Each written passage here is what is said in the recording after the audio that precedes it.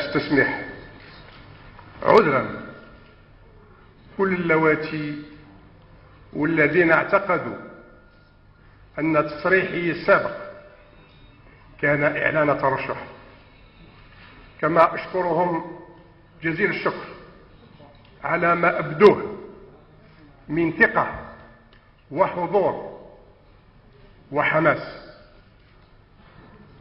أملي أخيرا أن نتخلص جميعا، لا سيما الأجيال والنخب الصاعدة، من كل ما عشناه في الماضي من أوزان وأشكال ضياع، وأن نتجه بصدق نحو حلول عملية مثمرة. وشكرا.